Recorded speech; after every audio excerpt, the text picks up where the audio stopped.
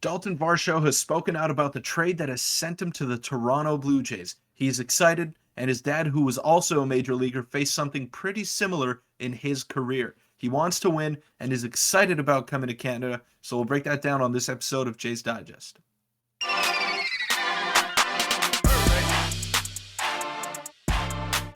What's up, Jays fans? I'm your host, Peter Vryonis, alongside host Nick Gosse.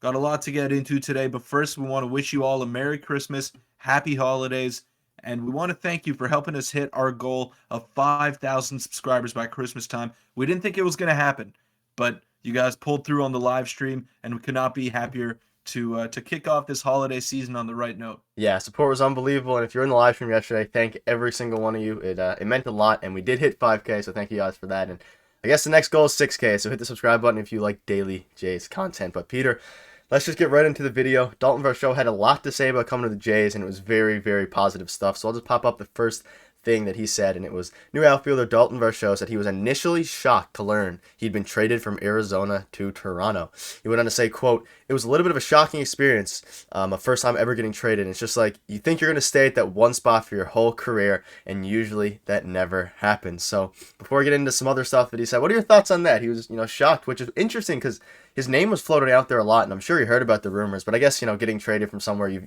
only place you've known is definitely interesting. Yeah, exactly. And that's all it is. I'm sure he's excited to be coming here. I've heard a lot of good things come out of him about how excited he was to be joining a contending team and a team that's really serious about winning.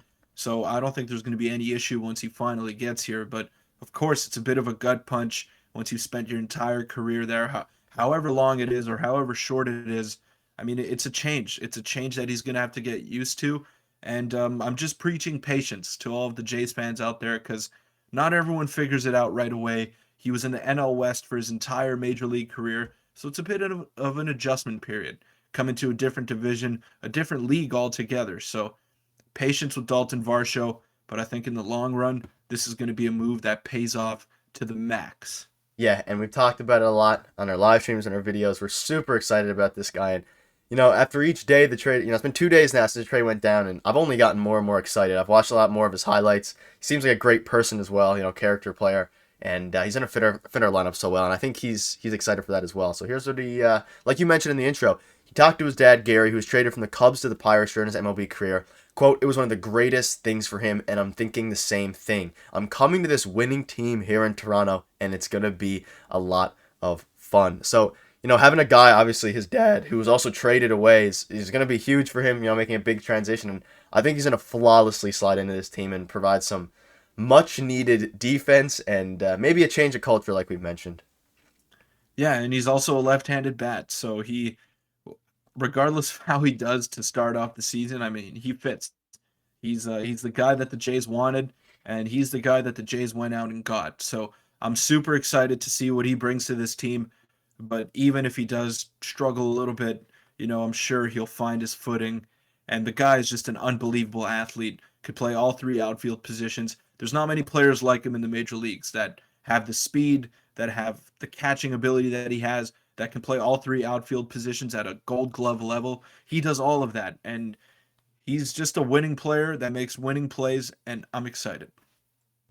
Yeah, I completely agree. And, like Ross Atkins said, and we discussed it in yesterday's video, Gabby Moreno wasn't going to help us right now. Obviously, he had the talent to, but if we kept all three catchers, he was going to get logjammed. Obviously, you could have made room for him, but getting a player like Varsho who can just, like you said, win right now and help us win right now, and like you said in several other videos, we're going for it, and it's super exciting. So he had a couple other things to say, and this was actually pretty important. I definitely want to get your opinion on this, Peter.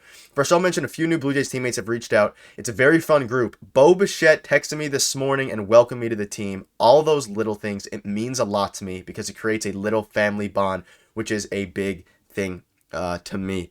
So maybe Bo Bichette's taking a bit of a leadership role here, but to have him, obviously lots of players reach out, but Bo seemed to be the first one, and I don't know, I like it a lot because obviously a lot of people are talking about the culture change and the players are going to be mad with Lourdes leaving and Teoscar leaving. I think at the end of the day, they know how good Varsho is and that it's a business.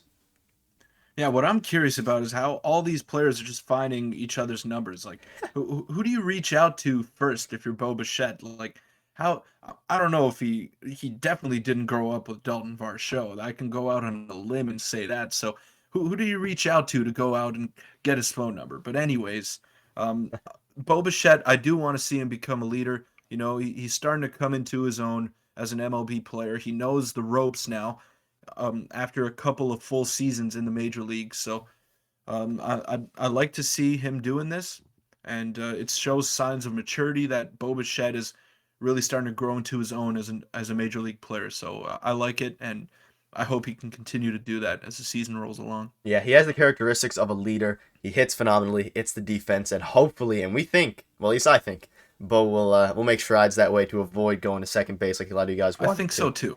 I think so too. I mean, the guy, he works very hard. I'm very critical of his defense, but I'm critical of all of our players. You know, if they're not performing, I'm gonna be the one to say it. And I have no problem doing that. But I know how hard Bo Bichette works, and I know how great he wants to be. So you want nine guys like that in your starting lineup, and there's nothing wrong with making mistakes, but you just got to limit the big errors, and hopefully Bo Bichette can do that moving forward. But I'm really liking the outlook of this team right now. Yeah, and like you said, obviously errors are going to happen with every player. It's about the little and the big mistakes are what really cost you, especially in playoff games. And a lot of people on Twitter were talking about, Varsho's going to be our left fielder for next year. And if we had him in left field last year during the wildcard game, there's a good chance that we would be having a different conversation than we have been having in the offseason. But a couple other things people had to say about Varsho. So this was what Ross Atkins had to say about him. And obviously we discussed a bit of it yesterday. But he says, well-rounded is what comes to mind. The impact he's going to have our team is going to be on every side of the ball. The base running, the speed, the versatility, the elite defense. It is an ideal fit for the roster. And it's one we're very excited about. Of course, we talked about that yesterday. And this is from Keith Law, a renowned Kevin Biggio hater. But he said, the Jays now have a viable alternative in center. Each of these teams had a surplus of good players and made a very old-fashioned sort of trade that leaves both clubs better off. What a concept. And it is crazy concept. I feel like honestly it doesn't happen that much in the MLB, but this, it sums it up perfectly. Yeah. Both teams seem to win, and if everything goes for plan with both teams, it'll be an A+ trade for both of them. Yeah, and it's weird to me. Isn't the goal of a trade supposed to be for both teams to be better off, But there's always, well, at least most of the time, there's someone that wins a trade and there's someone that loses a trade. And I really think, like, I truly believe that Gabriel Moreno is going to be an all-star level talent, and he might be a better player than Daulton Varsho, and he might even be a better player than Varsho soon. Who knows? But right now, Varsho fits the bill of what the Blue Jays needed on their team, and there's no one really that does it much better than him in the major leagues. So it was a perfect trade for both teams. Arizona has their catcher of the future and a pretty darn good hitter in Lourdes Gurriel Jr. And we're getting a Gold Glover wherever you put him. So and a lefty bat that has some pretty good potential there too. So I like it for both teams, and I'm super happy once again. And that's what it comes down to. And this will probably be our last video discussing the major trade. Obviously, we'll have tons of videos discussing Varsho and what we expect for him. But the consensus is, even after a couple days later, it looks like a win-win for both teams. But as a Jays fan, obviously, I feel like sometimes fan bases in general, they value their players a bit differently because they have an emotional attachment from watching them a lot. If you take a step back, most people are saying it's a win-win trade, or maybe a win for the Blue Jays in some cases. But it'll all depend on how Moreno and Varsho perform for the respective teams. But we'll jump into the second and last topic of the video. And Peter, I know you had a strong feeling about this, so I'll let you discuss it a little bit here. But it is Varsho, or not Varsho, Alek Manoah was disrespected by an MLB page. They put him this is the top 100 players, and they put him 91st, just one spot ahead of Andrew Benintendi, and Harrison Bader is only 3 spots away. So I'll let you sound off a little bit, respectfully, of course, and just what are your thoughts on, I guess, the Manoah disrespect, or where you think he should be on the rankings? Okay, now I'll say this, Manoah, nothing jumps out to him, okay? Nothing jumps out about him, I should say. He doesn't throw incredibly hard. He doesn't strike many guys out. But every single time he's out there on the mound, he's giving you 6 innings. His shortest outing of the year was 5 innings. I don't know how many starters can say that, but he never got shelled in this past season. And maybe he got a little bit lucky. His defense was good behind him, but that's what you need to be good. You need a good defense behind you. And Alek Manoah is a winner. He's 24 years old. The guy's going to be a great pitcher for the next decade at least. and he's got a repeatable delivery. He doesn't overexert himself. He's a big guy that'll stay strong and durable. And this MLB Nerds guy, that's his account. He's a known Yankee fan, kids. Now a lot of people know he's a Yankee fan, and we know Manoah's had some choice words for the New York Yankees, so maybe that factored into his ranking. I don't take any stock into those rankings. Manoah, I don't know if he's not a top 20 player. That might be a bit of a Top stretch, 50 for but he's sure. one of the better yeah, but he's one of the better starters in not just the American League, but all the major leagues, and he should be in the top 50.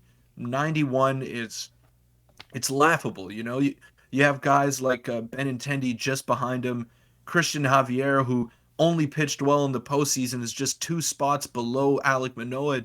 It's just a ridiculous list, and I don't even want to entertain it if I'm a Blue Jays fan. Yeah, I know you. I want to let you stand off on that a little bit. Jays fans in the comments, or any baseball fans, what team you are, let us know where you think Manoah should rank in the top 100. And as the list gets revealed over the next few days, it'll be interesting to see who ranks ahead of him. But he should definitely be closer to 50 at the very least than closer to 100. He had a bit of a rough postseason. Maybe that's why the one pitching game screams out to Well, people. one But inning. It exactly, was just one one inning, bad inning, and the and defense, the and if defense as well with Tapia, two catchable balls. But or that was the Gosse game. But either way, it was one inning, if and it if was you're judging Manoah off that one inning, you got to start watching some more baseball. yeah. Either That's all I way, got to it tell you. was Peter's fired up. But that'll wrap up this video. I hope you guys enjoyed it. Varsho is excited to be a Blue Jay. We're excited to be Blue Jays fans and have Varsho play the field for us. And it's going to be so incredible seeing Kevin Kiermaier, George Springer, and Varsho in the outfield. It's going to be exciting to see. And we'll see you guys in tomorrow's video. Hope you had a great Christmas or happy holidays, whatever you celebrate, and take it easy. Merry Christmas.